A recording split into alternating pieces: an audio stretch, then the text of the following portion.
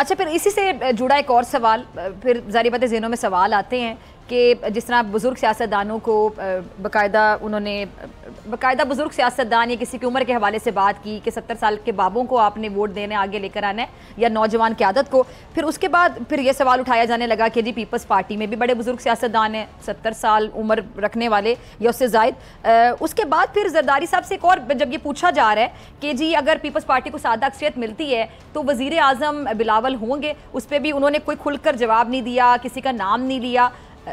इस हवाले से एक और सवाल जहन में आता है बुखारी साहब कि आपकी पार्टी में से भी किसी ने शायद एतराज़ किया कि बुजुर्ग तो हम भी हैं, तो क्या बिलावल की माँ हमेले की भी सोच है। एक सवाल जहन में आता है और फिर जरदारी साहब को ये सोचना पड़ा कि बिलावल ट्रेंड नहीं है। Just a question.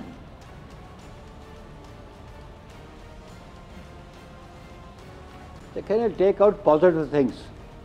सर ये तो सिर्फ सवाल है ना, मैं पॉजिटिव नेगेटिविटी की बात ही नहीं कर रही, इट्स जस्ट अ क्वेश्चन। कोशिश ना करें जो आप नहीं फिर मैं देखो डॉक्टर साहिबा, जो मैं बात कर रहा हूँ कि सिंपल मेजॉरिटी, और जब भी पाकिस्तान पीपल्स पार्टी उनकी अक्सरियत होगी या सिंगल लार्जेस्ट पार्टी होगी तो 12 हमने कहा, और चेयरमैन बिलावल भुट्टो जरदारी साहब के बारे में जनाब आसिफ अली जरदारी साहब ने, तमाम जो क़यादत पीपल्स पार्टी के वो मुत्तफ़िक़ है कि हमारे उम्मीदवार चेयरमैन बिलावल भुट्टो जरदारी होंगे प्रीमियरशिप के लिए। ठीक है, यानी कैटेगोरिकली आप ये कह रहे हैं कि पीपल्स पार्टी के पास वज़ीर आज़म के लिए और कोई उम्मीदवार नहीं है, या आपकी सोच में दूर दूर तक किसी और का नाम नहीं है। अगर पीपल्स पार्टी को सादा अक्सरियत मिलती है तो वज़ारत उज़्मा का जो कलमदान है या जो कुर्सी है वो बिलावल ही संभालेंगे।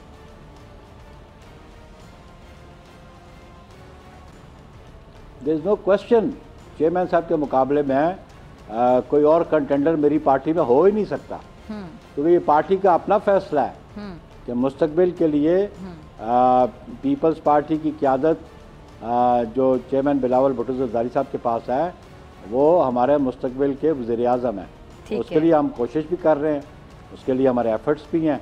बाकी जो नतायज आएंगे उसके बाद फैसला होगा।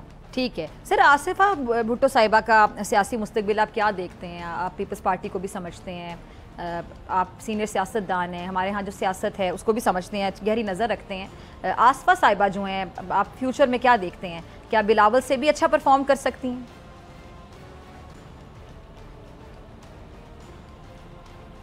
Let's not compare brother and sister. वो अभी उनकी सियासत का आगाज़ होगा, अभी वो पहली दफ़ा इलेक्शन कंटेस्ट करेंगी, लेकिन कोई पहली बार भी छा जाता है जिसको वो कैरी कर रही हैं, और पोलिटिकली उन्होंने नहीं वो जो परफॉर्मेंस उसकी जिस ख़ानदान से उनका तल्लक है, जनाब कायद अवाम शहीद जुल्फ़िकार अली भुट्टो की परफॉर्मेंस देख लें। वो 29 ईयर्स की एज पे वो वफाकी वज़ीर थे पाकिस्तान के।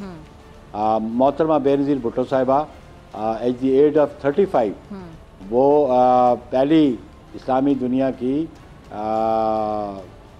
खातून वज़ीर आज़म थी। तो ऑब्वियसली पॉलिटिकल फैमिली में उनकी परवरिश। सर यही सवाल है ये, लेकिन अब जो ट्रेंड बिलावल के वालिद फरमाते हैं जरदारी साहब कि बिलावल अभी ट्रेंड नहीं, इसलिए सवाल उठाया जा रहा है कि बिलावल की वालिदा कितनी कम उम्र में वज़ीर आज़म के ओहदे पर। जी, तो ये इसलिए कि सवाल उठाया गया। पहले जो कह रहे थे ना सवाल क्यों किया जा रहा है, इस सवाल की वजह ये है कि don't mix it up। जी सर, नहीं don't mix it up and don't try to create a confusion between the two leaderships। don't try to create a confusion between father and a son, you know। तो मतलब this is not a positive aspect। चलिए ठीक है, आगे चलते हैं। कि हर बाप वो उसका बेटा कितना ही उम्र में बड़ा क्यों ना हो जाए, लेकिन उसके लिए वो बच्चा ही होता है। उसी अंदाज से आसिफ अली जरदारी साहब ने बात की है। ठीक है, चलें आगे चलते हैं। अब ये जो नून लीग और एमक्यूएम पाकिस्तान के दरमियान इत्तेहाद पीपल्स पार्टी को कितना टफ टाइम दे सकता है?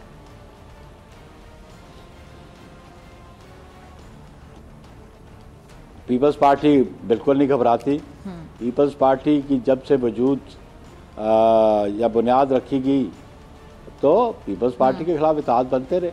मैंने तो 70 का इलेक्शन भी देखा हुआ है कि हमारे खिलाफ कितने एलिगेशंस लगते रहे, लेकिन कायदे अवाम की जमात ने क्लीन स्वीप किया। PNA हमारे ख़िलाफ़ बनी, सारी जमातें इकट्ठी हो गई, IGI हमारे ख़िलाफ़ बनी, बाद में Q को लेके आए और उसमें से भी ऐसी लोगों को तोड़ा गया जो पीपल्स पार्टी से वाबस्तगी रखते थे और पैट्रियट बनाई गई। बाद में 2018 के इलेक्शन में आप देख लें, आप 2013 का इलेक्शन देखें जिसे परवीन जरदारी साहब ने RO इलेक्शन कहा था, तो पीपल्स पार्टी इनसे घबराती नहीं है। हम अवामी क़ुव्वत पे बिल्कुल एतमाद भी करते हैं, निसार भी करते हैं। ठीक है, तो ये बना ले इत्तेहाद। 2018 के इलेक्शन में भी GDA उधर ही थी, MQM हमारे खिलाफ भी थी, नून भी हमारे खिलाफ थी। तो लेकिन पाकिस्तान पीपल्स पार्टी ने सिंध में बहुत बेहतर सीटें ली 2013 से, तो इसलिए इससे हमें कोई घबराहट अभी भी आप सिंध में जीत के लिए उतनी ही पूरे एतमाद हैं?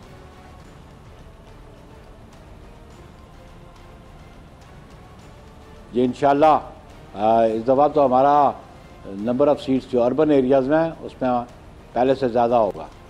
रूरल में हो ही गया होगा, लेकिन इस दफ़ा अर्बन में भी हमारा जो शेयर है वो ज़्यादा होगा। ठीक है। अच्छा ना, ये सब लेवल प्लेइंग फील्ड के हवाले से बहुत देर से बातें हो रही है, ख़ासतौर पे पीपल्स पार्टी इस हवाले से अपने तहफ़्फ़ुज़ात का इजहार बारहा कर चुकी है और अभी तक करती चली आ रही है। तो लेवल प्लेइंग फील्ड भी अगर मुयस्सर ना हो तब भी आप पूरे एतमाद हैं अपनी जीत के लिए, तो इसका मतलब है कि जीत के लिए लेवल प्लेइंग फील्ड का होना या ना होना बराबर है, तो फिर लेवल प्लेइंग फील्ड मांगी ही क्यों जाती है? नहीं, बात है लेवल प्लेइंग फील्ड सिर्फ पीपल्स पार्टी अपने लिए नहीं मांग रही, सबके लिए मांग रही, तमाम पोलिटिकल फोर्सेस के लिए। एक पोलिटिकल पार्टी को जो सपोर्ट करेंगे तो फिर आने वाले इंतखाबात के जो नतायज हुए उस पर बड़ा क्वेश्चन मार्क आएगा, और क्वेश्चन मार्क जब आएगा, जब उन रिजल्ट्स की एक्सेप्टेबिलिटी नहीं आएगी, तो फिर पॉलिटिकली मुल्क स्टेबिलिटी की तरफ नहीं जाएगा। और हम जब समझते हैं कि इस वक्त मुल्क में पॉलिटिकल स्टेबिलिटी की ज़रूरत है ताकि इकोनॉमिक स्टेबिलिटी आ सके इस मुल्क में। तो बुखारी साहब आपके तो नेशनल इंटरेस्ट में ही हम बात कर रहे हैं कि सबके लिए लेवल प्लेइंग फील्ड हो। ठीक है। अगर आपको ये वीडियो पसंद आई तो सब्सक्राइब करें और बेल आइकन पर क्लिक करें। सब्सक्राइब करें और बेल दबाएं ताकि कोई खबर रह न जाए।